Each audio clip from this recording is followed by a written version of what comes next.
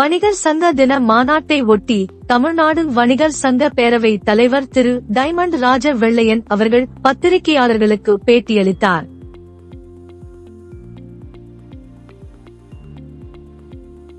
கல்லு ஒரு சொம்பு கொடுத்தா வயிறு ஃபுல்லாயிடும், அவங்க சாப்பிட்டு போய் படுத்துருவாங்க. ஆனால் டாஸ்மார்க் அப்படி இல்லை. அதனால அதெல்லாம் டாஸ்மார்க்கை குறைக்கணும்.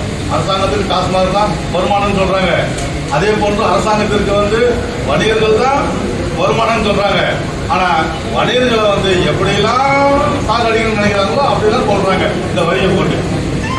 அதனால இதையெல்லாம் சுலபமாக்கி சிறு குறு வணிகர்களை காப்பாற்றணும்.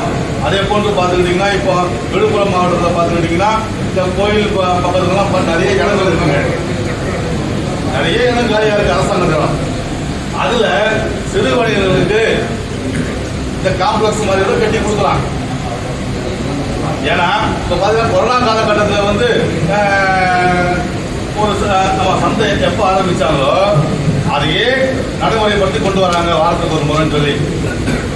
இந்த சிறு வணிகர்களுக்கு இந்த காலி இடத்துல அரசாங்கம் அதை பார்வையிட்டு அவர்களை கணக்கெடுத்து அவர்களுக்கு காம்ப்ளெக்ஸ் மாதிரி கட்டி கொடுக்கலாம் ஒரு குறைந்த வாடகையில. அப்படிலாம் கொடுத்தா எத்தனையோ வணிகர்கள் அந்த குடும்பம் நல்லா இருக்கும். அந்த குடும்பம் நல்லா இருந்ததா இந்த அரசாங்கம் நல்லா இருக்கும். இந்த அரசாங்கம் நல்லா இருந்ததா மக்கள் நல்லா இருப்பாங்க. ஏன்னா இந்த வரி போடும்போது நாங்கள் என்ன பண்றோம், வணிகர்கள் அந்த வரியை கொண்டு போய் பொதுமக்கள் தான் சுமக்கிறோம். நாங்கள் வேற வழி இல்லை. ஆனால் பொதுமக்கள் யார் திட்டுறாங்கன்னா வணிகர்களாக எங்களை தான் திட்டுறாங்க, என்னையா விலை அதிகமாக விற்கிறேன்ட்டு. நாங்கள் என்ன பண்ணுவோம், நாங்கள் மக்களுக்கு சொல்ல முடியுமா? மக்களுக்கு வியாபாரிகள் எதிராக இருக்காங்க. உடனே என்ன பண்ணாங்க அரசாங்கம், இந்த டிமார்ட், இந்த வால்மார்ட், இந்த லூலு இது போன்ற பெரிய பெரிய முதலாளிகளுக்கு சிறப்பு கவனம் விரித்து அவர்களுக்கு மின்சாரம் அப்புறமா அந்த வரி இதெல்லாம் மானியம். ஏன்னா அவங்க வியாபாரம் செழிக்கணுமா, அவர்கள் வியாபாரம் செழிக்கிறதுக்காக அவங்களுக்கு மானியம். ஏன் அதை உள்நாட்டில் இருக்கிற உங்களுக்கு ஓட்டு போடுற மக்களுக்கு நீங்க அந்த மானியத்தை கொடுத்தா உள்நாட்டு மக்கள் நல்லா இருந்தாலும் இன்னைக்கு ஆட்சியாளர் ஆட்சி செய்ய முடியும். உள்நாட்டு வணிகம் நல்லா இருந்தாலும் நம்மளுடைய இந்திய பொருளாதாரம் சிறப்பாக இருக்கும். இதெல்லாம் யோசிக்கணும்.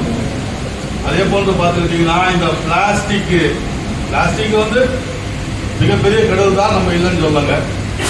ஆனா இந்த பிளாஸ்டிக் எங்கிருந்து வருது அப்படின்னு சொல்லி எல்லாருக்குமே தெரியுங்க.